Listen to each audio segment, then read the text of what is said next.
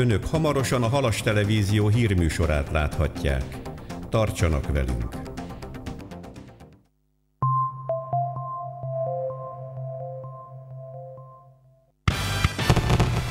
Szilveszter, Csipke Hotel, mint mindig.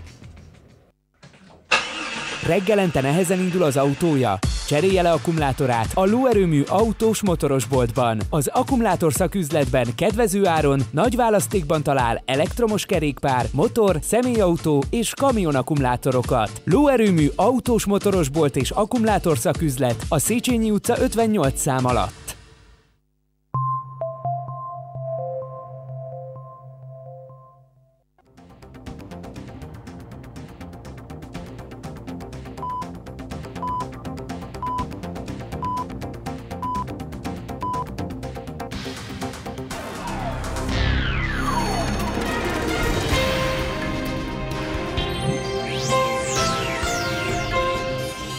Jól nézze meg, kitől mit vesz. Az utcai faárusítás veszélyeire figyelmeztet Dózsa Károly.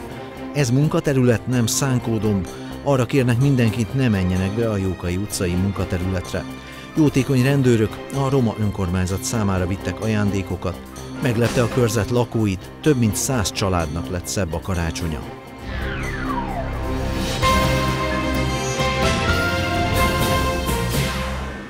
Köszöntöm Önöket, a Halas Televízió hétfői hírösszefoglalóját látják.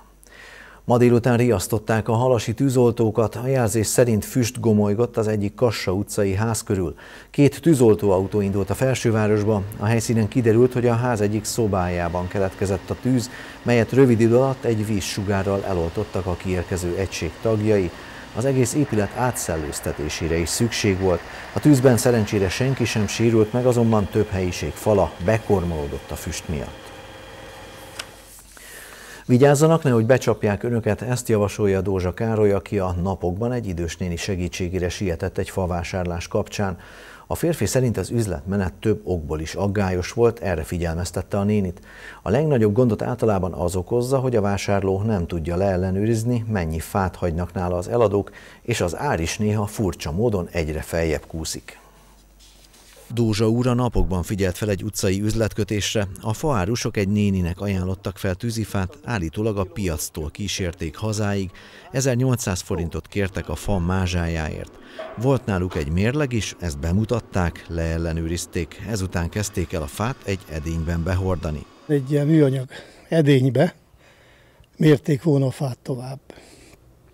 Azt megmérték, x kiló, és már ezt követően már többit nem mérjük, hogy haladjunk, hanem hát strigulázzuk. És akkor hát a kádba nem lehetett belelátni az ő részéről, mert sötét edény volt, és akkor ebbe rakták a fát neki belefelé, és hát valamennyit ki is raktak abból, minden mérés után.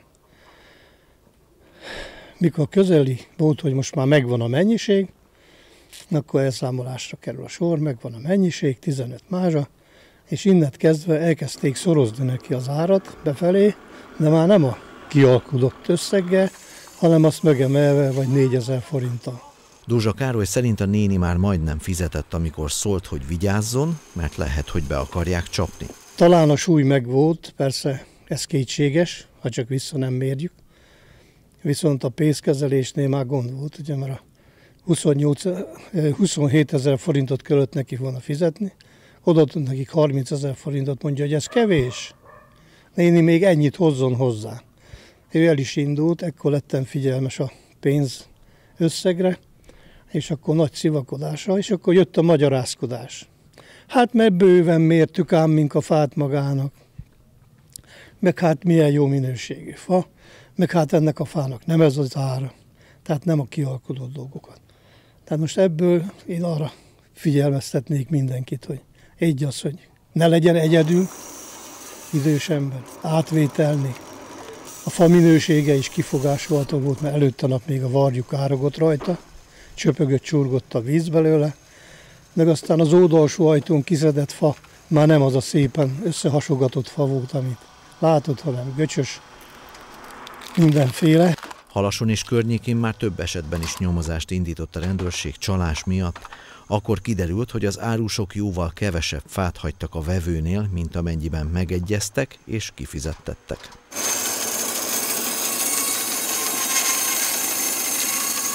Egy általunk megkérdezett fűrésztelep tulajdonos elmondta, ők is hallottak már az ilyen kosaras csalásról, csalási kísérletekről.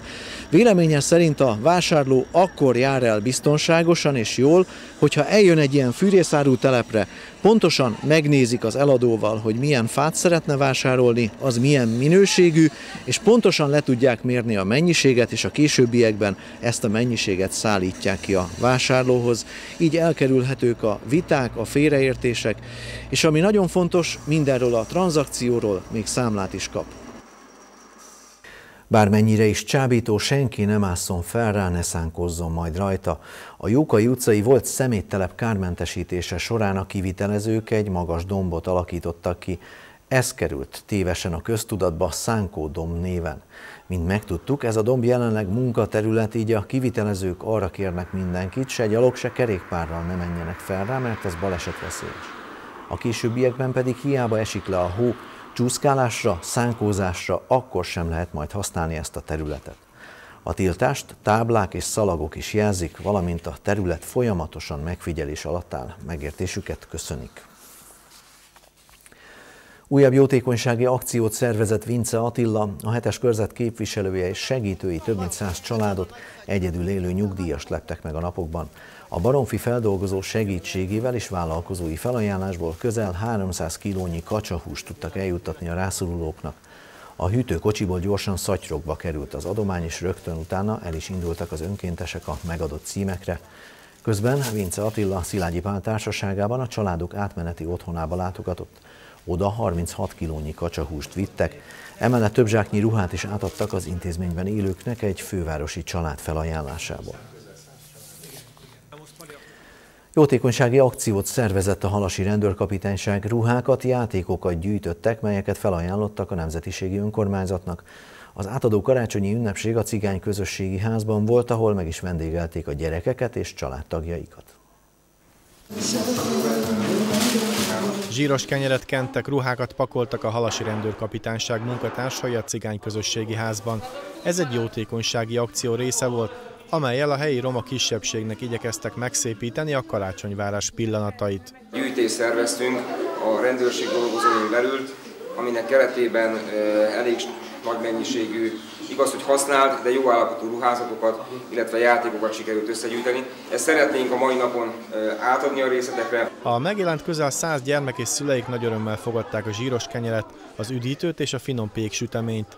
Később kiderült, hogy még egy nagyobb ajándékot is hoztak a halasi kapitányság munkatársai. Központi keretből biztosítottak 50 000 forintot, és úgy gondoltuk, hogy a cigány közösségi házba egy televíziót vásárolunk a gyerekeknek, hiszen ezzel a szabadidő hasznos eltöltését is elő tudjuk segíteni, hiszen hogyha olyan filmeket hozunk a gyerekeknek, ami az ő fejlődésüket segíti, akkor úgy gondolom, hogy tettünk már annak érdekébe, hogy a gyerekek szocializálódjanak hozzánk. Szeretnénk, hogyha az elkövetkezendő időben, a téli szünetben minél több időt itt felügyelet alatt töltenének a gyerekek, hiszen nagyon fontos az, hogy ők is megtanulják, hogy mik a hasznos és jó dolgok. Ezen kívül egy uzsonnával láttuk őket vendégül, mert úgy tudtuk, hogy ebben az évben nem tudtak szervezni maguknak ünnepséget. A televíziót nagy örömmel fogadták a gyerekek. Rostás László, a helyi roma önkormányzat elnöke azt mondta, évek óta jó az együttműködés a kapitányság és a helyi cigányság között. Ez egy karácsony előtt egy nagyon szép gesztus volt a rendőrség részéről, hogy felállt, hogy most kérnek is a gyerekeket, megajándékozzák, elbeszélgetünk velük, és akkor tudnak süteményt tenni, stb. Ez nagyon fontos dolog. Szeretnék mindenkinek, aki segített bennünket ebben az évben, és minden halasnak boldog karácsonyt. Sunt Crăciunote de Lodel Saconero Mes Heilegazen. A térség meghatározó közéleti kulturális eseménye minden esztendő végén a Jánoshalmi Honvéd Kaszinó Kulturális Egyesület tárlata. Az idei tematikus kiállításon 17 alkotó mutatta be legféltettebb műveit. A kulturális seregszemle megnyitója advent idején karácsonyhoz közelítve különleges hangulatban zajlott.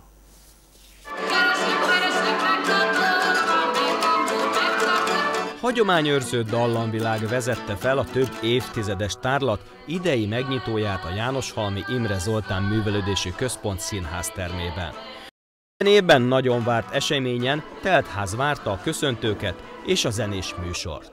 1990 óta folyamatosan Honvéd Kaszinó Kulturális Egyesület felsőbácskai tárlatot szervez amatőr és hivatásos képzőművészek anyagából.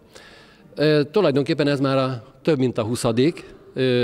És 4 év kihagyás volt, mert ugye 2010-től elmentem nyugdíjba, és akkor itt ez az átalakítás történt a háznál, és úgy abban maradt a dolog, és most arra gondoltunk, hogy a Honvéd Kaszinó Kulturális Egyesületet továbbra is üzemeltetjük, visszük, és ezt a hagyományt miért ne vigyük tovább, és ismét most 4 év után megszerveztük ezt, de az alkotók egy része ugye eleve már megvolt, tehát régebről is megjelent itt nálunk ezeken a tárlatokon, meg újak is vannak, alig várták már, és most végül is 17 alkotó jelent meg, meghívásos alapon történt mindez. A kiállítást Bányai Gábor, térségünk országgyűlési képviselője ajánlotta az érdeklődők figyelmébe. Ennek a felsőbácskai tárlatnak gyakorlatilag az elejétől kezdve részt vettem a megnyitókon, illetve később beszéltem és megnyitót is tartottam, de korábban pedig Seremiáj együtt kezdtük el szervezni, és ez egy ilyen eszenciája ennek a bácskai sárközi homokháti térség háromszögének, ahol látszik, hogy rengeteg olyan nem csak alkotó kedvel, hanem képességgel is rendelkező ember van, aki be tudja mutatni a lelkében lévő szépséget, és számos olyan szinte mindegyik kiállított festmény, vagy éppen kerámia, vagy éppen tűzománc, vagy ezüst tárgyak, amik otthon elképzelhető, hogy ha az embernek van rá valója, akkor a saját szobája falán is megjelenhetnek, és hát reprezentálja nagyjából ennek a amúgy elég szegény térségnek a gazdag szellemi és lelki világát. A 17 művész mindegyike az utóbbi időszakban készült alkotásaiból válogatott erre az egyedi tárlatra. Nem tudnám meghatározni, mióta festek, gyerekkorom óta, mindig szerettem írókázni, ceruzázni, tehát ez egy gyerekkori élményből adódik, de valójában az elkötelezettségem kora gyerekkoromhoz köthető. Egyszer egy festőművész szállásoltak el hozzánk az 50-es évekbe, és én megcsodáltam az ő háromlábú állványait, meg azokat a szagos, büdös festékeket, meg az ecsetet. Tehát valahol így én is próbáltam volna. Hosszú-hosszú ideig erre nem került sor, de valahol mindig kitűntem a rajzkészségemmel az iskoláim során, és igazából középiskolában Diószegi Balázs volt az első, aki rám figyelt, Halason a humán osztályba jártam, utána pedig Éber Sándor Baján, majd amikor művésztáborba jártunk, a B. Mikli Feri bácsi. A felső bácskai képzőművészeti téli tárlat megtekinthető a Jánoshalmi Imre Zoltán Művelődési Központban. Keceli hölgy lett az év hangja. Az elmúlt hétvégén egy ünnepélyes díjátadóval lezárult a 6. pont karaoke verseny. A 3 tagú szakmai zsűri az elmúlt hetekben összeállított egy top 9-es csoportot, ahová a legkiemelkedőbb előadókat válogatták be. A közönségdíj mellett az ITÉ-szek átadták még 2 külön díjat is, és kiderült az is, kik állhatnak a képzeletbeli dobogó különböző fokaira. Az év hangja ebben az évadban egy keceli énekes lett, aki egy saját hanglemezt készíthet majd el profi stúdió körülmények között a Bendegusz hangstúdió jóvoltából. A döntőbe jutott énekesek a díjátadót követően egy jó hangulatú gálaműsoron vettek részt a Közösségek Házában. Az eredményhirdetés teljes egészében levetítjük a Pont című ifjúsági műsorunk most pénteki adásában. Nagy csobbanás, ez a neve annak a több éve sikeresen működő programnak, melynek részeként fogyatékkal élő fiatalok mérhetik össze tudásukat a Halasi strand medencéiben. A szervezők legnagyobb örömére a rendezvény idén is óriási érdeklődés mellett valósult meg. A medence partján ott volt Farkas Dániel alpolgármester is, aki aktívan részt vett a feladatok lebonyolításában. 2004 óta működünk, és az elejétől fogva a víz, a közegük, a strandra nagyon szeretnek járni az itt lévő fiatal emberek és gyerekek. Úgyhogy a nagy csobbanás, ami ezt a vicces elnevezést kapta, minden évben megjelenik Mikulás tájékán, valamint vakáció köszöntekor. Sok-sok éve már szeretünk egy közegbe járni a strandon, ugye ugyanúgy szeretnek játszani, mint a focipályán, vagy mint ugye egy hete láthattátok a Kertvárosi Általános Iskolában. Minden vetélkedést nagyon szeretnek, számukra megmérettetés ugyanolyan fontos, mint egészséges évtársaiknak. Híradónk végén összefoglaljuk a legfontosabbakat. Jól nézze meg, kitől mit vesz. Az utcai faárusítás veszélyeire figyelmeztet Dózsa Károly. Ez munkaterület, nem szánkódomb. Arra kérnek mindenkit, ne menjenek be a Jókai utcai munkaterületre. Jótékony rendőrök a roma önkormányzat számára vittek ajándékokat. Meglepte a körzet lakóit, több mint 100 családnak lett szebb a karácsonya.